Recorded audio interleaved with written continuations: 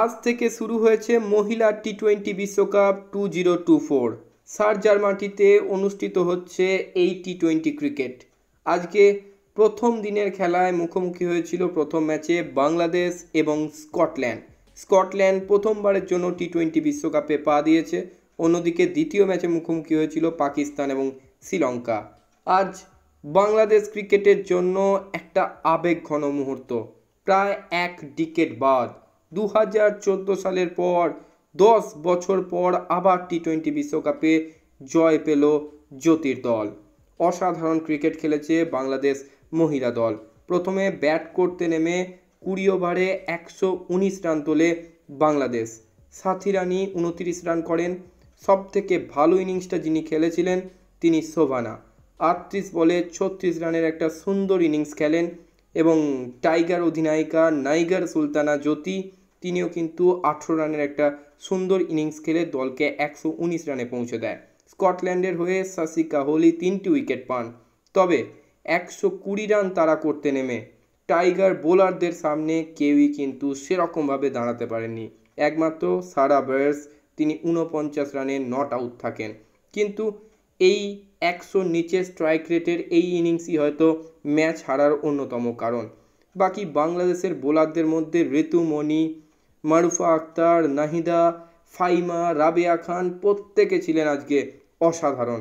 Just দুর্ধর্ষ বল করেছেন এবং 20 ওভারে তারা 103 রানে আটকে দিয়েছে স্কটল্যান্ডকে এবং ঐতিহাসিক জয় 16 রানে তারা পেয়ে গেছে। আজকের ম্যাচের ম্যান অফ দ্য ম্যাচ হয়েছেন ঋতুমণি। 4 ওভারে 15 রান দিয়ে 2 উইকেট পেয়েছেন তিনি। 10 বছর পর এই জয় অবশ্যই বাংলাদেশকে টুর্নামেন্টের পরবর্তী ম্যাচের জন্য কনফিডেন্স যোগাবে। দ্বিতীয় ম্যাচে আজ মুখোমুখি হয়েছিল পাকিস্তান এবং শ্রীলঙ্কা। টসে জিতে প্রথমে ব্যাট করার সিদ্ধান্ত নেয় পাকিস্তান, কিন্তু শুরুটা মোটেই ভালো করতে পারেনি চামারিয়া আথাপাত্তু সুগান্ধিকা কুমারীদের সামনে। শুরুতেই 6-7টা উইকেট পড়ে যায় পাকিস্তানের। তারপর পাকিস্তানের ব্যাটিং লাইন আপের হাল ধরেন ইয়ং ক্যাপ্টেন ফাতিমা সানা। তখন 22 গজে দাপট দেখাচ্ছে প্রবাধানী সুগান্ধিকা কুমারী, চামারিয়া আতাপাত্তুরা। প্রত্যেকেই 3টি করে উইকেট পেয়েছেন আজকের ম্যাচে।